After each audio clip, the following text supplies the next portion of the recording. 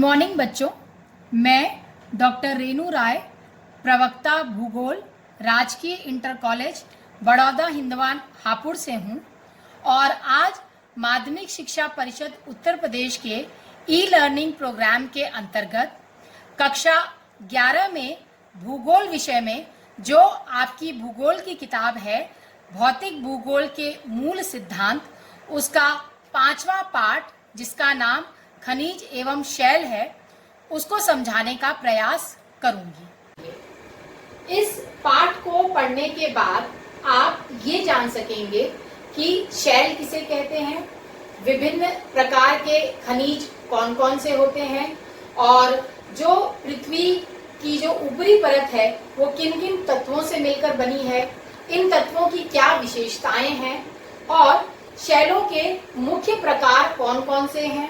इसके साथ साथ आप जो प्रमुख खनिज हैं उनकी विशेषताओं को भी समझ पाओगे।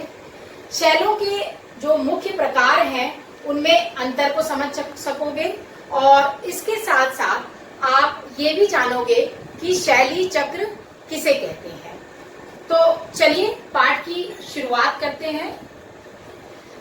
जैसा कि आपने इससे पहले का जो पाठ था पृथ्वी की आंतरिक संरचना, उसमें आपने ये जाना था कि पृथ्वी की 3 लेयर्स होती हैं, 3 मुख्य परतें होती हैं।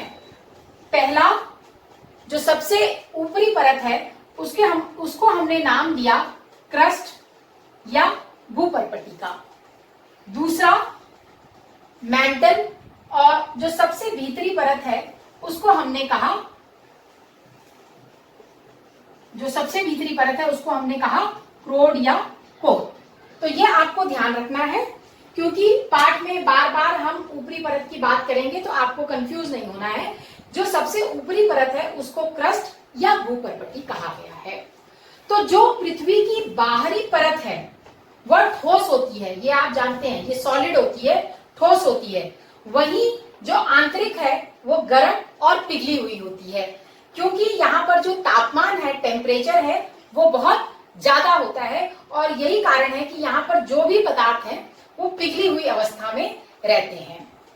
जो परपटी यानी इसकी बात हम कर रहे हैं, जो बाहरी परत है, इसका 98% भाग 8 तत्वों से मिलकर बना है। और ये जो तत्व हैं ये कौन कौन से हैं ये आपको जानना है।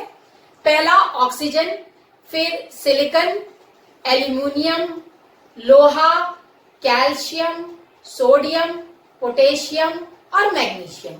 ये जो है ये प्रमुख 8 तत्व हैं जिससे लगभग परपटी का 98% भाग जो है वो बना हुआ है। इन तत्वों के नाम आपको याद रखने हैं। ये जो सभी तत्व हैं ये स्वतंत्र नहीं होते हैं, ये जो एलिमेंट्स हैं ये इंडिपेंडेंट नहीं होते। ऐसा नहीं होता कि ये अलग इंडिपेंडेंट हैं, बल्कि किस तरह से होते हैं, यौगिक के रूप में होते हैं, एक मिक्सचर के रूप में होते हैं। और इन्हीं मिक्सचर्स को हम क्या क्या नाम देते हैं, खनिज का नाम देते हैं। और पृथ्वी पर जो पाए जाने वाले खनिज हैं उनके प्रकार कम से कम 2000 हैं, यानी 2000 प्रकार के खनिज आपको पृथ्वी पर मिलते हैं। इन खनिजों का मूल स्रोत क्या है, हमें कहां से ये खनिज मिलते हैं, तो हमें मैग्मा से मिलते हैं। आपने छोटी कक्षाओं में और पहले के पाठों में भी आप जानते हो कि मैग्मा या लावा नाम हम किसको दे रहे हैं। ज्वालामुखी उद्गार से लावा बाहर आता है, जो गर्म लावा होता है वो जब ठंडा हो जाता है, वो मैग्मा जब ठंडा हो जा रहा है तो खनिजों के क्रिस्टल का निर्माण होता है। और ये खनिज के क्रिस्टल जब ठंडे हो जाते हैं तो किसका निर्माण करते हैं, शैल का, जिसको हम रॉक्स कहते हैं, उनका निर्माण करते हैं। पृथ्वी पर 2000 प्रकार के खनिज पाए जा रहे हैं, परंतु हमें मुख्यतः 6 जो प्रमुख खनिज हैं उनके बारे में जानना है और उनकी जो विशेषताएं हैं वो पढ़ना है। और वो 6 प्रमुख खनिज कौन कौन से हैं, फेल्ड्स्पार, क्वार्ट्ज, पायरैक्सीन, एम्फीबोल, माइका और ओलिविन। अब एक एक करके इन सभी खनिजों की विशेषताओं के बारे में पढ़ते हैं। सबसे पहले फेल्ड्स्पार। अधिकतर सभी खनिजों में फेल्डस्पार में सिलिकॉन और ऑक्सीजन पाया जाता है। और जो भिन्न भिन्न प्रकार के जो फेल्डस्पार हैं उनमें सोडियम, पोटेशियम, कैल्शियम और एल्युमिनियम पाया जाता है। पृथ्वी की परपटी का आधा भाग, लगभग आधा भाग यानी 50% भाग जो है वो इस खनिज से बना है। किस खनिज से? फेल्डस्पार खनिज से बना हुआ है। इसका रंग कैसा होता है? हल्का क्रीम व हल्का गुलाबी रंग का होता है यह खनिज। और इसका उपयोग कहाँ होता है? चीनी मिट्टी के बर्तन बनाने में, कांच बनाने में फेल्डस्पार खनिज का उपयोग होता है। जो दूसरा प्रमुख खनिज है वो है क्वार्ट्ज। रेत व ग्रेनाइट का यह प्रमुख घटक माना जाता है। और इसका कॉन्स्टिट्यूएंट क्या है? ये सिलिका से बना होता है और ये पानी में अघुलनशील है, यानी पानी में ये सॉल्युबल नहीं है, इनसॉल्युबल है। इसका रंग श्वेत, व्हाइट या ये कभी कभार रंगहीन भी होता है। इसका उपयोग क्या है कि यह रेडियो और जो रडार सिस्टम है उसमें इसका उपयोग किया जाता है। तीसरा जो प्रमुख खनिज है वह है पायरैक्सीन। अब ये जानते हैं कि पायरैक्सीन किन किन चीजों से मिलकर बना है। तो कैल्शियम, एल्युमिनियम, मैग्नीशियम, आयरन और सिलिका। ठीक है, कैल्शियम, एल्युमिनियम, मैग्नीशियम, आयरन और सिलिका से मिलकर बना है। और जैसे फेल्डस्पार लगभग 50% भाग को कवर किए हैं, तो पायरैक्सीन केवल परपटी का 10% भाग में पाया जाता है। ये उल्का पिंडों में भी पाया जाता है। अब इसका रंग कैसा होता है? हरा और काले रंग में ये खनिज मिलता है। जो चौथा प्रमुख खनिज है वो है एम्फीबोल। इसमें प्रमुख तत्व कौन कौन से हैं? एल्युमिनियम, कैल्शियम, सिलिकॉन, आयरन और मैग्नीशियम। ये परपटी का 7% भाग जो है इससे घिरा हुआ है। इसका रंग जो है हरा और काले रंग का है, पायरैक्सीन की तरह ही। और इसका जो मैक्सिमम, अधिकतर जो उपयोग है वो एस्बेस्टस उद्योग में किया जाता है। जो पांचवा प्रमुख खनिज है वो है माइका। अब माइका किन किन तत्वों से मिलकर बना है? पोटेशियम, एल्युमिनियम, मैग्नीशियम, आयरन और सिलिका, ये सारे तत्व इसमें निहित होते हैं। और यह जो परपटी है उसका लगभग 4% भाग जो है वो घेरे हुए है। माइका जो है वो ज्यादातर आग्नेय और जो रूपांतरित शैल हैं, ये शैलों के प्रकार हैं जो अभी आप आगे पढ़ेंगे। तो आग्नेय व रूपांतरित शैलों में अधिकतर यह खनिज माइका जो है वो पाया जाता है। और इस खनिज का हमारे लिए क्या उपयोग है? इसका उपयोग ज्यादातर विद्युत उपकरणों में, जो इलेक्ट्रिकल इक्विपमेंट्स बनाए जाते हैं, विद्युत के जो उपकरण बनाए जाते हैं उनमें किया जाता है। जो आखिरी और छठा प्रमुख खनिज है वो है ओलिवीन। ओलिवीन के प्रमुख तत्व कौन कौन से हैं? मैग्नीशियम, आयरन, सिलिका इत्यादि। ठीक है, इसका रंग है ये हरे रंग का क्रिस्टल होता है। और ये किस प्रकार की शैलों में पाया जाता है? ये अधिकतर बेसाल्टिक शैलों में पाया जाता है। तो ये आपके 6 प्रमुख खनिज हैं जिनकी विशेषताएं और जो प्रमुख तत्व हैं वो आपको पढ़ने हैं। आगे बात करते हैं कि जो ये खनिज हैं इनके प्रमुख प्रकार कौन कौन से होते हैं। तो खनिजों को मुख्यतः 2 प्रकारों में बांटा जाता है, धात्विक खनिज और अधात्विक खनिज। जैसा कि आपको नाम से ही समझ में आ रहा है कि धात्विक खनिज में धातु उपस्थित होंगे और अधात्विक खनिज वो होंगे जिनमें धातु नहीं उपस्थित होंगे। तो धात्विक खनिज को फिर मुख्यतः 3 भागों में बांटा गया, बहुमूल्य खनिज, लौह खनिज और अलौह खनिज। बहुमूल्य मतलब जो कीमती होते हैं, जो बहुत कॉस्टली होते हैं, जैसे सोना, चांदी और प्लैटिनम। लौह खनिज जिनमें लौह तत्व होते हैं और अलौह खनिज वो है जिनमें लौह तत्व बिल्कुल नहीं होते हैं। तो लौह खनिज में लोहा और स्टील जो ज्यादातर इंडस्ट्रीज में यूज किया जाता है, बड़े बड़े उद्योगों में इनका इस्तेमाल होता है। और अलौह खनिज कौन कौन से होते हैं? ताम्र, सीसा, जिंक, टीन और एल्यूमिनियम। ठीक है, तो ये अलौह खनिज के उदाहरण हैं। वही जो अधात्विक खनिज हैं इनमें गंधक, फॉस्फेट तथा नाइट्रेट सम्मिलित है। सीमेंट भी इसका एक उदाहरण है और सीमेंट जो है वो अधात्विक खनिजों का मिश्रण माना जाता है। तो ये मुख्यतः खनिजों के दो प्रकार हैं। अब हम समझने की कोशिश करते हैं कि शैल किसे कहते हैं, जो इस पार्ट का मुख्य कंटेंट है कि शैल क्या है और शैल के प्रकार क्या क्या है।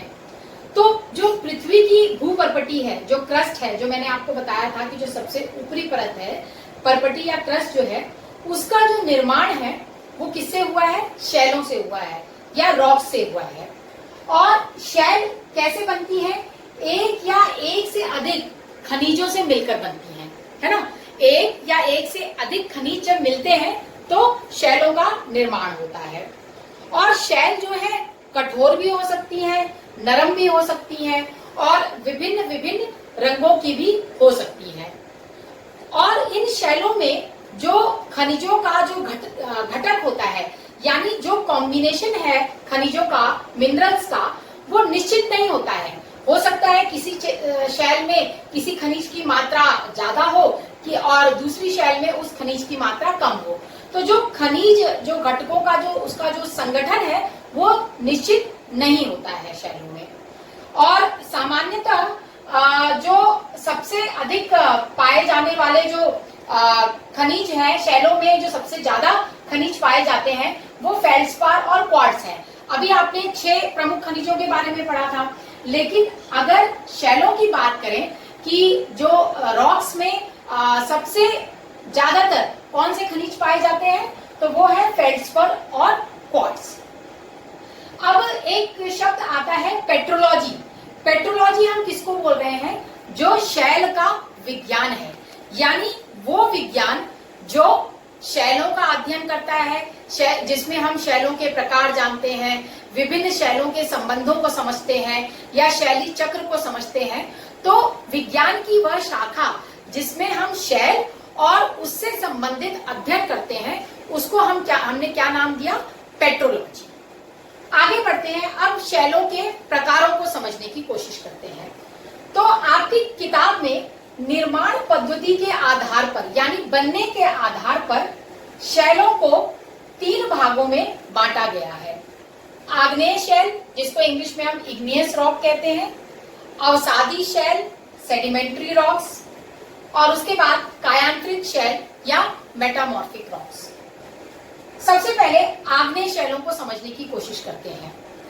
आग्नेय शैलों का जो निर्माण हुआ है वह मैग्मा व लावा से हुआ है। आपको पता है कि ज्वालामुखी विस्फोट के बाद जब गर्म लावा सतह पर आता है तो सतह पर आने के बाद वो ठंडा होने लगता है। तो मैग्मा के ठंडा होकर घनीभूत होने के कारण ही आग्नेय शैलों का निर्माण होता है। ठीक है, इसीलिए जो ये वर्ड है इंग्लिश में इग्नियस, ये एक लैटिन शब्द है और जो इग्नियस शब्द है वो उसका अर्थ होता है अग्नि। तो यहाँ पर अग्नि जो है वो ज्वालामुखी से जोड़कर देखा जा रहा है, क्योंकि इसका निर्माण किससे हो रहा है? मैग्मा या लावा के ठंडा होने पर हो रहा है। और मैग्मा या लावा ठंडा कहाँ होगा? पृथ्वी की सतह के ऊपर आकर ठंडा होगा। तो चूंकि ये मैग्मा या लावा से जुड़ा हुआ है, इसलिए इसको नाम दिया गया इग्नियस, है ना, अग्नि, जो अग्नि से जुड़ा हुआ है। तो आग्नेय शैलों का निर्माण मैग्मा या लावा के ठंडे होकर घनीभूत होने के पश्चात होता है। इन शैलों को हम प्राथमिक शैलें कहते हैं, प्राइमरी रॉक्स कहते हैं, क्योंकि ये पृथ्वी पर पाई जाने वाली सबसे पहली और सबसे पुरानी शैलें हैं ये। और इनका उदाहरण आपको याद रखना है, उदाहरण आपको सभी शैलों के याद रखने हैं। आग्नेय शैलों के जो मुख्य उदाहरण हैं वो है ग्रेनाइट, ग्रेबो, पैग्मेटाइट, बेसाल्ट और टफ।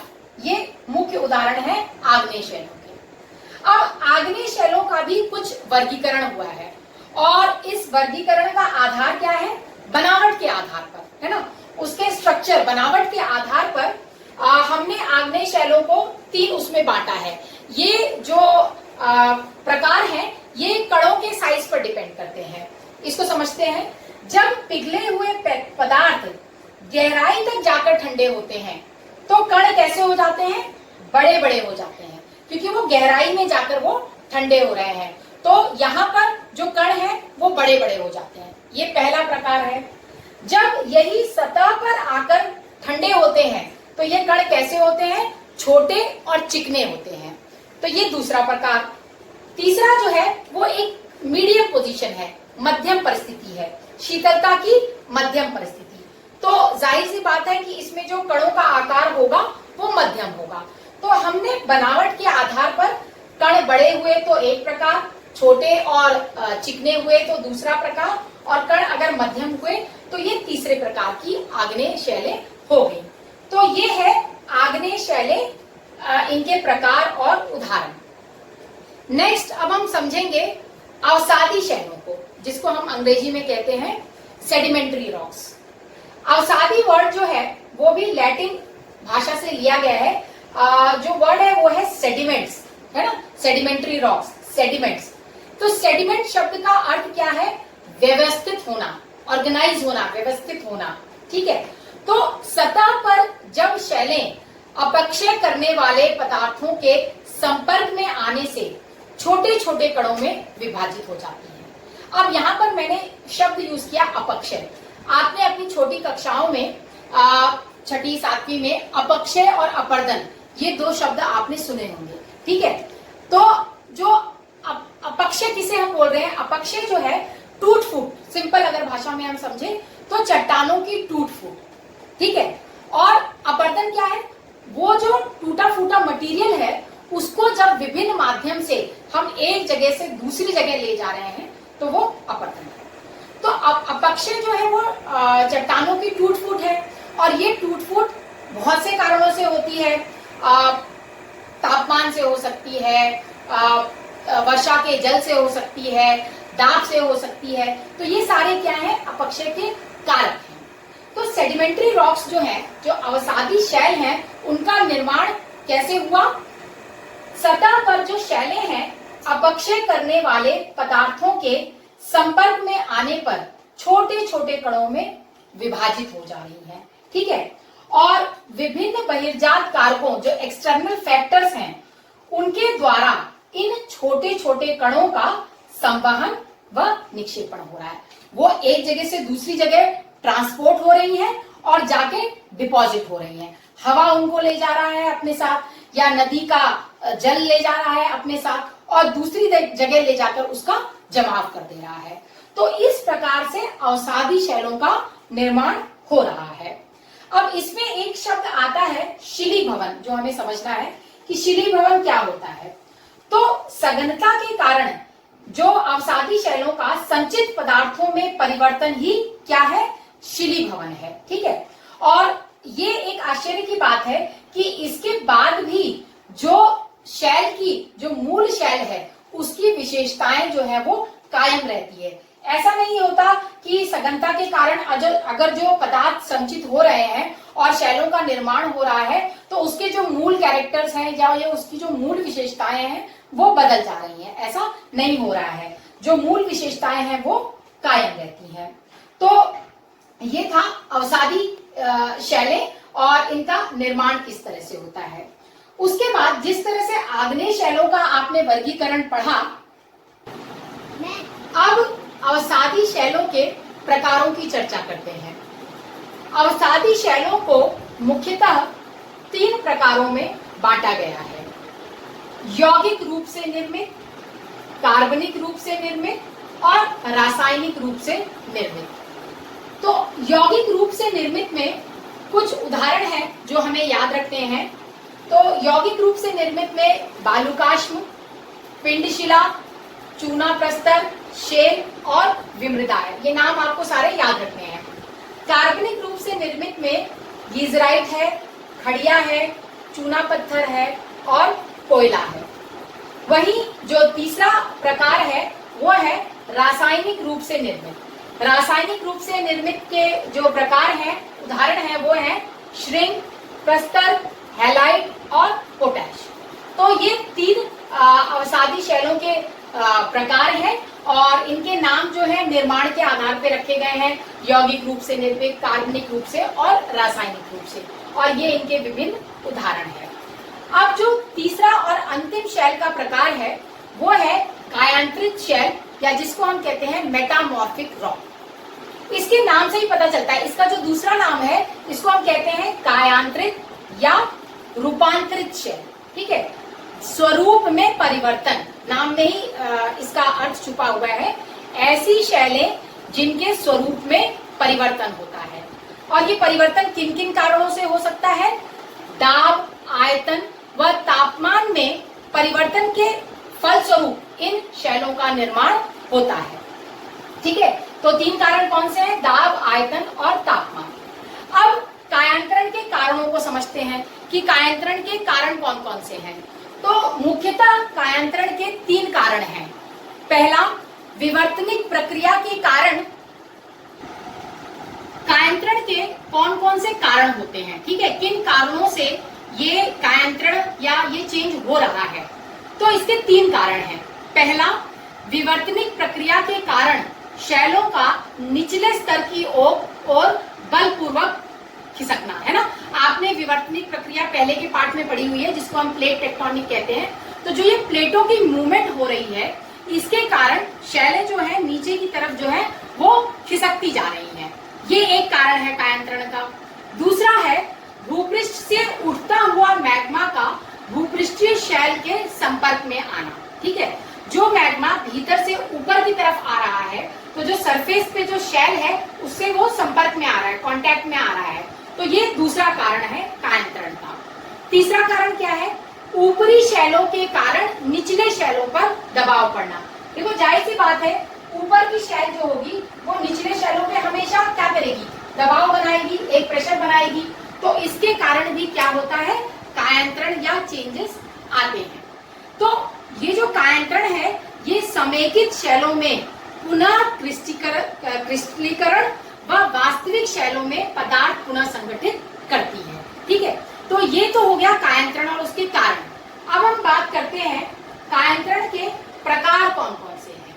ठीक, कायांतरण के प्रकार, तो मुख्यतः कायांतरण के दो प्रकार हैं, गतिशील कायांतरण और ऊष्मीय कायांतरण। गतिशील कायांतरण क्या होता है?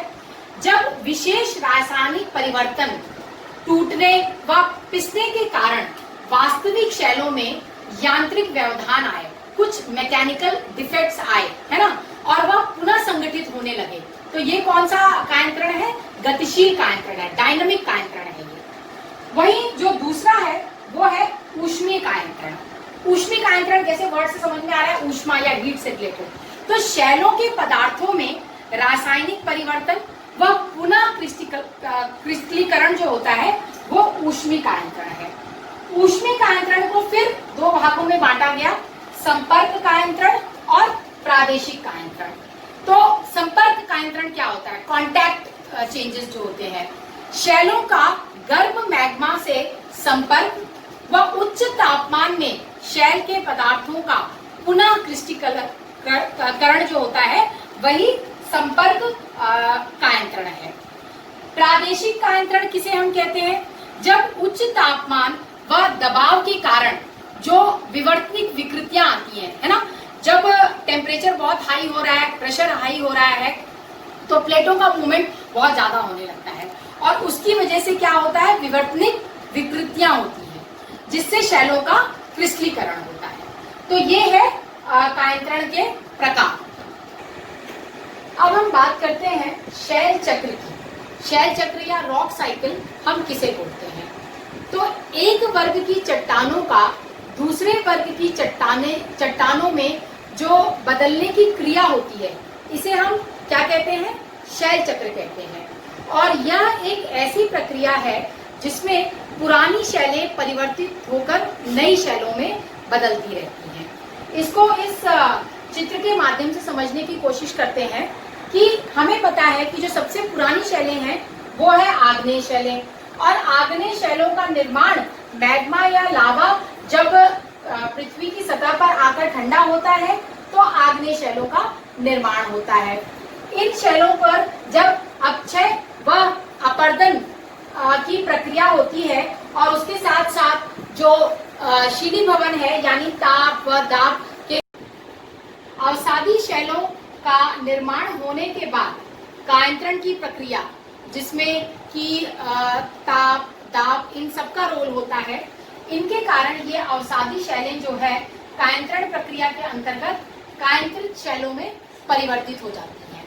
फिर ये चट्टानें अधिक गहराई में जाने के बाद पिघलने के कारण वापस किस में बदल जाती है, आग्नेय शैलों में परिवर्तित हो जाती है। तो ये पूरा जो है एक साइकिल है, आग्नेय शैलों का अपक्षय व अपरदन के कारण अवसादी शैलों में बदलना, अवसादी शैलों का ताप दाब कायंत्रण प्रक्रिया के कारण कायंत्रित शैलों में बदलना और कायंत्रित शैलों का पुनः गहराई में जाकर पिघलने के कारण वापस आग्नेय शैलों में बदलना जो है, ये पूरा जो चक्र है इसे हम क्या नाम दे रहे हैं, शैल चक्र का नाम दे रहे हैं, या जिसको हम कहते हैं रॉक साइकिल।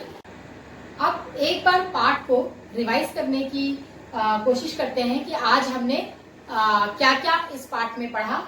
तो हमने सबसे पहले जाना कि जो पृथ्वी की भूपर्पटी है वो 98% जो है 8 तत्वों से मिलकर बनी है, ऑक्सीजन, सिलिकॉन, एल्यूमिनियम, लोहा, कैल्शियम, सोडियम, पोटेशियम और मैग्नीशियम।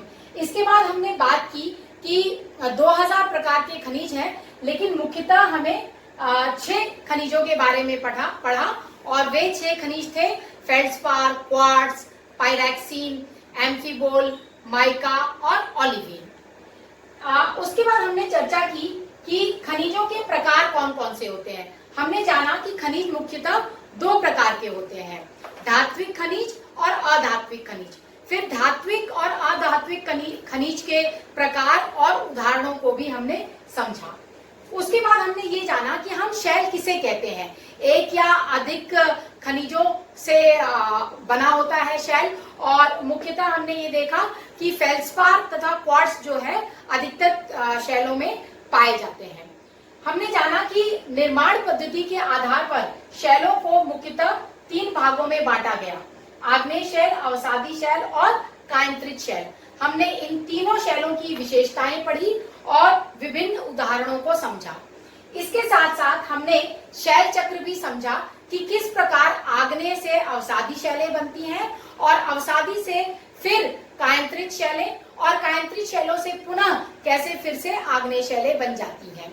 तो मुझे उम्मीद है कि आपको ये पाठ अच्छे से समझ में आया होगा। धन्यवाद।